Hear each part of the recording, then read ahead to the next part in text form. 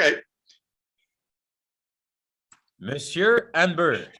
Monsieur Casavant, I wish I had, you have no idea how much I'm craving a cup of tea that I wish I could be here to toast you with, but yeah. Yeah, it's that time of the evening, right? Would you need a little bit of a caffeine refreshment?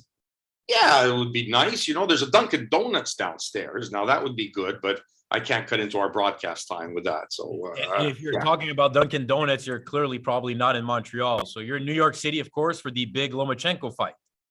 One of my absolute favorite places on the entire planet Earth. I know it's crazy as it sounds, and it wouldn't be if I had to pay my way through everything here, because it would end up costing you a fortune to be here. But, being here for the fights is just great.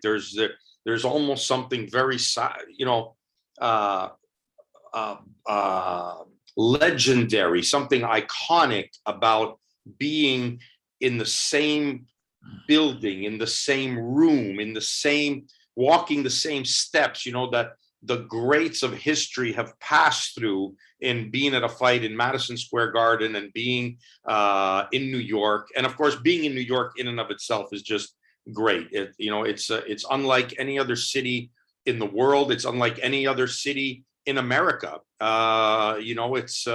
It's a real special place. It's the city in America which reminds me the most of Montreal is New York City, on a much grander scale, of course, and much bigger. But yeah, and I was going to say maybe of a pre-pandemic Montreal, because I mean now everything is pre-pandemic. I'm talking about, of course. I don't know how it is in New York, but nothing is open late anymore anywhere since the pandemic compared to what it used to be. I don't know how it is in New York, because New York used to be able to go at all times of the night to eat or have something to drink, while it was also the case. Yeah, there's a few things. Now nothing past 8 o'clock seems to be open these days. Yeah, things have closed down. I got to tell you, I was in Toronto last week, in Brampton to be exact, Mississauga. Even worse, Tim Hortons was closing at 8 o'clock at night, like insane. Right. I mean, this is a place that's been known to be open across Canada 24 hours a day. You get closed, one, maybe 2 shifts. That's it. They can't get employees. I mean, it's I don't know what has happened to the world besides COVID. I don't know how this has affected people needing jobs and working. I don't understand it. It's beyond explanation. Well, when we have a bit more time, we'll go into the social and the big issues, political debates. But we're on a time clock for the big fight, of course, in New York City Saturday, Lomachenko against Richard Commey. And it kind of encompasses what is going to be the discussion of today's Calling Russ Anber podcast, which is the lightweight division that has been matchup after matchup these last few weeks. And it will culminate with Lomachenko, who now many people believe is back as being the number one guy in the 135-pound weight class, due to the fact that Lopez is going to be moving up to 140 by all indications after losing to Kambosos. And people believe probably Loma, based on his pedigree, deserves a bit more than Kambosos. It's a bit of toss-up in rankings right now if you look at the different websites and the different sanctioning bodies. Now, for the Commey fight Saturday, I don't know where to begin with the Haney fight this past weekend. Maybe we should go a little bit first, Russ, I guess, with the impressions of Tank Davis and Devin Haney, both being victorious, but both, like we said last week, were going to be involved in tough fights where the underdogs were live dogs. I thought even Isaac Cruz did a bit better than I anticipated, and some argue that he won the fight. And then, of course, Devin Haney, I thought, looked excellent in his performance against, which I believe is maybe even a tougher opponent in Jojo Diaz. So I don't know where you want to grab and go with first here, but wow. It's funny you say that. Day one of arrival here in New York, we met with the general manager of the Stewart Hotel here, who is just an absolute boxing junkie, and he understands the game and knows the game, and he knows the fighters, he knows the managers, he knows the trainers, he knows everybody that's involved. He really is a boxing guy, and for him to be the general manager of the hotel is even greater. And he houses all the top rank events, everything that happens, they stay here at the hotel. And he said to me, did you guys see the Tank Davis fight? And I said, no, I didn't see it. It was on a pay-per-view, and I didn't see that fight. He says, I thought Cruz won that fight. I said, wow, you're kidding, really? It was that good, huh? That close? He said, yeah. And he says, I also thought Jojo Diaz won the fight. I said, okay, now you just lost all the credibility that you had, because I watched that fight. I saw that fight. So you can't Oh, Russ, I don't know. So he came back the next day. He says, you're right. I watched it again. He said, I still think Cruz won the fight. And it's funny you say that because he said that he recanted on his thinking of Jojo winning the fight, but he firmly believed that. And I hadn't heard that. Like, it wasn't something that I had seen on social media of people saying they thought Cruz won the fight. I don't know. Maybe I missed it, but you just said that. I haven't been on much. Well, Sergio Mora also from the zone had actually Cruz winning, but I don't think he did. I think Tank Davis showed, though, that there's going to be some difficulties with certain styles, and it's not as easy once you start facing top 10, top 5 opposition. The knockouts are not going to be always there for the taking, especially in the first few rounds. Yeah, listen, it's a talent-laden division. There's no doubt about it. I think what's caused problems now is the fact that one fighter now has all the belts and is going to call the shots. And for everybody else in line, this is now turned into, I guess, some kind of a bidding war or whatever. And, the one champion, which is, again, part of the drawback. By virtue of his victory against Lopez. Yeah. Correct. This is where we talk about, there should be one champion, there should only be one champion. Well, this is where, you control the division when you only have one champion. Now everybody else has to outbid and, maneuver, and the champion get to choose. Why is this not a negative thing? If it was done properly, I believe, let's say Kambosos is the champion.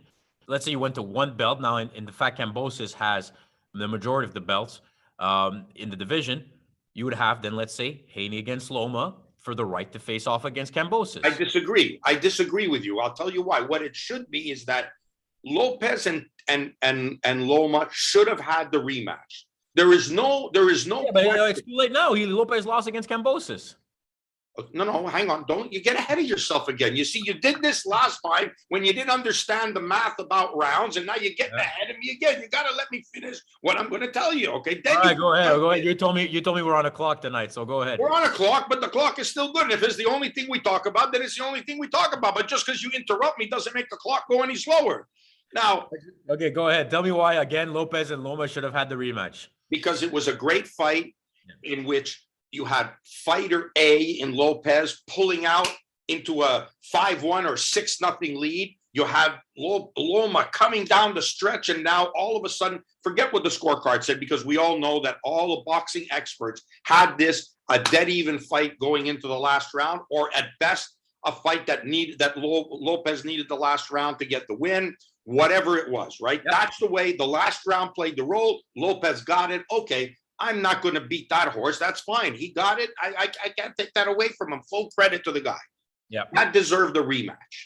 Now you don't get the rematch, or what happens? Lopez might have made in back in the day. Lopez would have made what you might want to call an optional defense, almost like a gimme.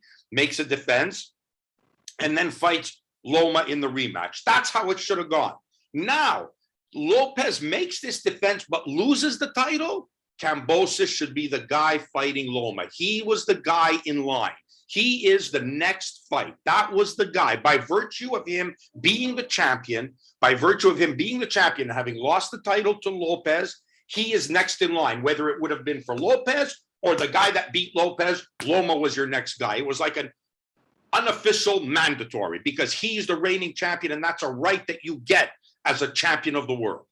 That's the mistake. I like it. I like what you said. 100% of what you're saying, I agree with. The point being now is that regardless of the rematch, the loser, in Lopez Loma, should still get the first chance at the belt back, which you just explained. No, Kambosos should fight if, of course, Lomachenko is victorious against Richard Commey, and Richard Commey is a legitimate opponent. This is not a walkover bout, but Loma is expected to win.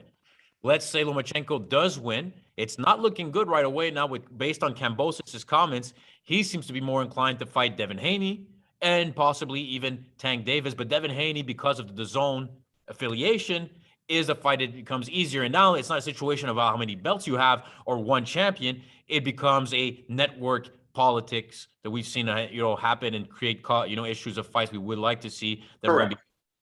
Correct. I agree. But the fight, like I say, that's why I say the fight that should happen should be against Loma. And there shouldn't be Loma. This is what I don't like. Loma and Haney or Loma and Tango shouldn't have to fight each other as a right to get to Kambosos. All of them have already indirectly, especially Loma and Haney, have already earned their right to be there. Yeah, Okay, I think Loma won in terms of earning, and then you can make an argument between Haney and Tank Davis, who deserves the shot at the Kambosos belts between the two. I think it's kind of split depending on who you ask. Exactly. So I tend to favor Haney based on the oppositions he's faced. Jojo Diaz, Jorge Linares, to me, being more impressive wins than what Tank Davis has faced in the lightweight division of late. Yes. But it just makes it, though, for exciting matchups if they still elect to fight each other. Because look at right now the rankings according to ESPN, and there's others, of course, Ring Magazine. And George Kambosos, they rank him number 1. Lomachenko number 2. Davis number 3. Haney 4. Lopez 5, although Lopez, all indications is he's out of the division. Ryan Garcia. I mean, that's 5 big fights that can be made. 5 big fighters, I mean. And right now, probably the most interesting division for the boxing fanatics that follow the sport. Yeah, look, and we know the politics, and like you said, the networks, and the Haney matchup seems to be the easiest one to make because they're both with the zone, etc. Yes, I get it. It makes sense, but what I don't believe is that any of these guys, especially Loma, should have to earn his right. He was already champion of the world. He's earned the right to the rematch. He was 3 minutes shy of the draw or the win, whichever way you want to put it, against Lopez. Don't tell me he has to earn his right, because what that does is that now gives you an opportunity to eliminate somebody. They say, oh, he got beat. All of a sudden he drops, whoever it is, drops in the rankings. The champion doesn't have to fight him. No, the champion should have to fight all the contenders that are there. That's how come you're a champion. That's how you become a champion. That's how you stay as a champion. So Loma, by rights of him being the world champion and one of the best fighters we've seen of our generation, should automatically get that fight. That should be, by all rights, by the traditions of boxing, by what's right, that should be the guy that gets the Kambosos fight, because those are his belts that, 3 of them at least, were the belts that he held. He has a right to get those back. He has a right to claim those, not have to go all the way down like Chutes and Ladders, all the way back down to the bottom based on losing a close fight to Lopez, and then everyone else jumps ahead of you for that. That's insane. That's insane thinking. His defeat should be really be only about himself, but instead it propels everybody else to front of the line. That's impossible. That's an impossible way of thinking. Do you think there's an American bias towards why Loma is you've seen rematches much easier to obtain for the belts than Loma's have to deal with, being the pedigree he's faced? He was one of the best, like you said, pound for pound guys. And it's like now he has to continue re-earn, and it was maybe a few points away from a win against Lopez. It seems like is it because he's either an American bias or he's not as vocal as some of the other guys? So because of it, you have a feeling as to why this is happening, that he has to kind of earn his way back, quote unquote, to the title? I don't know. I don't know. I don't want to make accusations. All I know is that it's wrong. It's wrong in what they're doing to the guy. I've said this before. He's earned this right by virtue of the career he's had from fight number 2. He has been involved in a world championship fight every way, all the way through since fight number 2. It's unbelievable that this guy doesn't get that rematch. He's a poster boy for boxing, for everything that's good for boxing. Okay, he's not Joshua, he's not Canelo in terms of ticket sales. Okay, no problem. But everything else, his class, his achievements, 2-time Olympic gold medalist. I mean, if you don't take care of this guy, who the hell do you take care of? No, and look, in his last fight out against Nakatani, who was, again, maybe top 15 or near the top 10 of the lightweight division, Lomachenko looked great. Won by knockout despite the cut. And it's already been an excellent performance. It's not like he had a fight where you said, okay, well, his skills have clearly deteriorated. He looked very good, very sharp. He's going to want to impress again in the ring against Richard Commey, who is a near top 10 opponent with some pedigree. What do you think about this fight? Is there maybe some sort of risk involved with Loma, looking at the picture and everybody fighting in the division in these last few weeks, that he could overlook a guy like Commey, or you think that's not a possibility? Not a chance. He's not overlooking anybody. He does not overlook guys. I'll tell you that right now.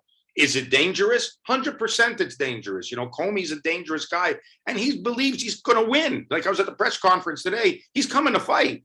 And he knows that his hopes lie in landing something here. You know what I mean? His hopes land, and he's going to go for that. He's not coming out there thinking, okay, I'm going to do this, I'm going to box him. But no, he's coming out that he needs to land. He needs to land, and he needs to land hard. That's going to be his strategy. He doesn't have the a snowball's chance in hell of another alternative. You know, it's not like suddenly he's going to be the guy sticking the jab on Loma and boom, boom, Loma can't get to him. No, that's not going to be the case. You know, that he's going to come out having to land the bombs and make this a fight. And that's a very difficult thing to do against Loma, because while it might be your chance, it also plays into the suits that Loma, you know, of the excellent things that Loma can do as a counterpuncher, and how he can make you off balance, and how he exploits his southpaw advantage. So, you know, the poor guy, he's between a rock and a hard place on what to do. If he sits back and wait, he's suddenly against this tidal wave of Loma that keeps rolling over again and keeps coming at you again.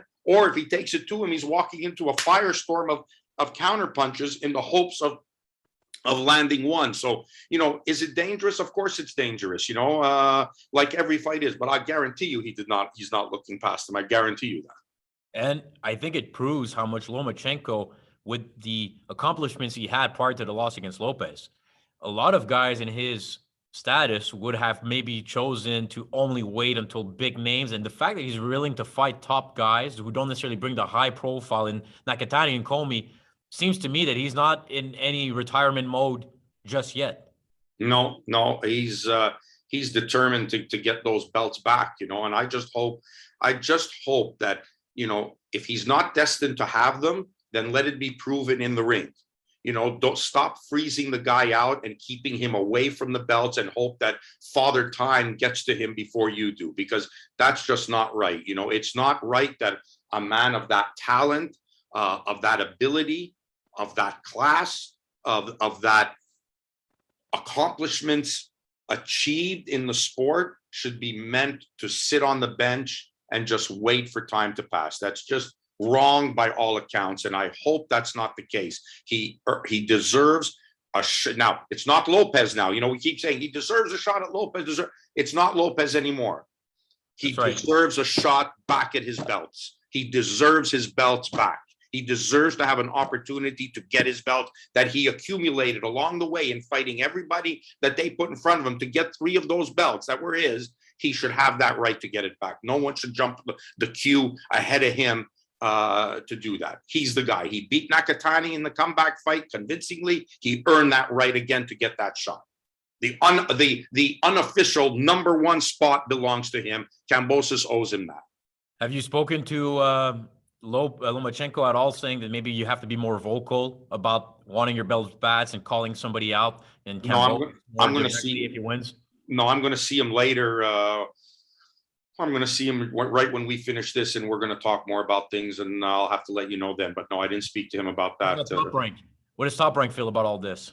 I don't know. Like they want to get it done. They're being a little bit quiet. We're obviously only talking about this fight right now. So obviously for them, they want him back because they know how popular he is. And just to show you how popular he is, we're at the Garden against Richard Commey in a non-title fight. The place is packed. It's going to be sold. Hula's going to be sold out, and it's going to be on ESPN. So this is something important. You're saying the actual Garden, not the theater portion. No, the theater. Which is still okay. It's still not bad. That's what I said. The Hula Theater is going to be. This is where Lopez and Kambosos just fought. That's right. Now Lopez and Kambosos fought for 4 belts. That's Loma's fighting for no belts in the same room, and it's going to be sold out. Like, his popularity is great, and ESPN is putting that on. I think that's a massive indicator of why this kid deserves to have the shot at the belts again. No, 100%. If the Commey fight and Loma looks good and wins again convincingly, like he's expected to, people have short-term memories. Right after this week, they want to see Haney against Kambosos, or they want to see Tank Davis. But if Loma is, hey, don't forget about me, right? And I think a lot of people could then look and say, because if it's not going to be for the belts, who the Nakatani Commey fights were to prove that he was going to do better than what Lopez did against them. It was kind of a way to say, hey, not only am I going to earn my fight back to Lopez, even though I shouldn't, I should be allowed to have the rematch, I'm going to do even better than he did. But if he doesn't get the Kambosos fight, what's out there for Lomachenko right now? I mean, like you said, he's popular regardless of who he fights. But That's why he's stuck in a neutral. He would be stuck in no man's land a little that's bit. why I'm saying, the fact that Kambosos has all the belts, you have there's no place to turn. When the belts were divided, when it wasn't a unified champion, the belts were divided. If fighter A, champion A didn't give you a shot at it, champion B did, and you had options. Right? Because of the sanctioning bodies, they still, one of them may start making it complicated on Kambosos, and he has to relinquish one of the belts. Again, more of the politics. What's he going to go once they start imposing mandatories? It gets very difficult to start to continuously defend all the belts all at the same time, unless you're Canelo, all the belts all at the same time, in which all the governing bodies accept that the opponent you're fighting is the challenger for that. That politics could get very crazy and very messed up. So we have to wait and see. Ryan Garcia was very vocal on social media throughout the weekend. Now, he, of course, took a sabbatical at one point last year or earlier this year, I forget, for mental health. And then no specific fight. No, after the big win against Luke Campbell in January of 2021, his career has kind of stalled in the ring, and he's been very vocal on social media. Do you have a problem at all with Ryan Garcia talking as much as he does on Twitter against Tank Davis and Haney and others, besides the fact having not a scheduled fight or haven't been in the ring? Matthew, I didn't see what he said, but just based on what you're telling me, just what you're hearing, I don't know what he said. I'll look up some of the tweets so people who haven't seen it will have an idea, but go ahead. My thought is this, and unfortunately it's the day in the world we're in now, but talk is suddenly cheap, we need less talk and more fights. We need less talk and more action. We were just talking with the guys from Top Rank about Russell Peltz and the great fights that he put on at the Spectrum in Philadelphia, where, guys like Matthew Saad Muhammad, who then Matt Franklin fought Marvin Johnson, twice, fought Yaki Lopez twice, fought these great fights where fighters would fight each other, where it meant something that even if you lost, didn't put you out of the picture, you were right back in. And we don't get that today. We don't get all the fights that we want to see. And when we do get a fight, and a guy loses, boxing fans, who are the worst fans in the world, right away start crapping all over the guy that lost. He was overrated. He was never that good. He fought a bunch of bums. Worst fans, you mean by the harshest or the most fair weather? Well, fair, if that's what you want to use, fair weathered. I thought worst is best, where they just jump on a bandwagon and are so the people that were hiding in the closet waiting for one guy to get beat after he's ran off 20 straight wins, 30 wins. As soon as he loses, I told you he was no good. They're just waiting for the one time to be able to tell you, I told you he was no good. Everybody. That's the loudmouths on social media. Many of them in the boxing gym who would like to, but I think there's a lot more fans who are more composed and rational. But I get your point. The loud ones are the ones. Listen, there's the people. Yes, there are some, but right away, even those who so-called compile a list of the best fighters in the pound for pound. All of a sudden, a guy. How do you go from being the best guy pound for pound in the world, lose a fight, to not even be on a list? Well, at Lomachenko, everybody still had him in their top 10. Not everybody. I'll tell you, there was a list that came out recently. What are you looking at? You're looking at any list that's being published there by any Tom, Dick, and Harry. You may have an argument. Maybe. I don't know. I don't know all these guys, and I don't follow it. But I was talking with Bruce Trampler, and he said that, now I want to say it's Ring Magazine, but I'm not 100% sure, made a list of the 100 best fighters of all time. Just came out. It was part of an anniversary magazine, yes. And Foreman wasn't on that list. Really? George Foreman.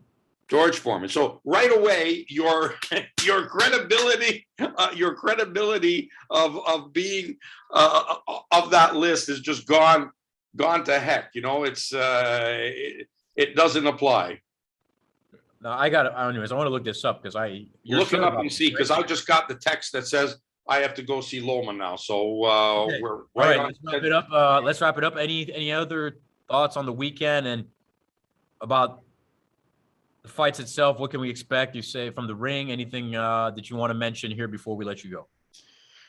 No, I think, again, I plead every time that he fights, I plead with people, pay attention to this guy, because he won't be around forever. And in your lifetime, you may not see another, just like we'll never see another Roy Jones. You will never see another Lomachenko. And just like my father's generation said, you'll never see another Sugar Ray Robinson.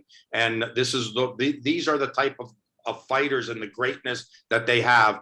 Appreciate him while he's here because he won't be around forever. And Loma is one of those guys. And Roy Jones, congratulations to our friend Roy Jones Jr. and inducted officially into the Boxing Hall of Fame in Canastota next summer. You know that even in and of itself is insane as well, because why would you take up the vote from somebody else? He doesn't even deserve to have to be. He doesn't even. A vote shouldn't even be held. Like what you should do is you should find the one human on earth who says no. He shouldn't be in the Hall of Fame, because you wouldn't find it. So why waste the vote on a guy that should have got the automatic pass? Automatic pass, forget about it. And let somebody dare object to that automatic pass. Well, we're going to have Roy at some point to talk about that and a bunch of other stuff, because he's still very much involved in the sport of boxing. And I guess his exhibition against Mike Tyson did not count, of course, because there would have been an extra delay for him to get into the hall if it wasn't under an official sanctioned bout. Congratulations to Miguel Cotto, James Toney, and all the other inductees. We'll have plenty of time. Yeah, we'll talk about that. Absolutely. Before we get to the June ceremony, which will be the first, I think, in 3 years due to COVID, and we'll cross our fingers that everything goes smoothly. I can't wait to go back to the International Boxing Hall of Fame. So, Russ, go see Lomachenko. Are you bringing him anything to drink, eat, card, magic tricks? I don't know. We're just gonna go talk. Actually, I have a gift for his son. So, yeah. How about asking if ever he wants to do the podcast one of these days? I'll ask. We'll have to deal with the time zone change in Ukraine. Yeah, so, all right, Loma, we gotta get you on here to talk about Kambosos. You've been defending him nonstop. All right.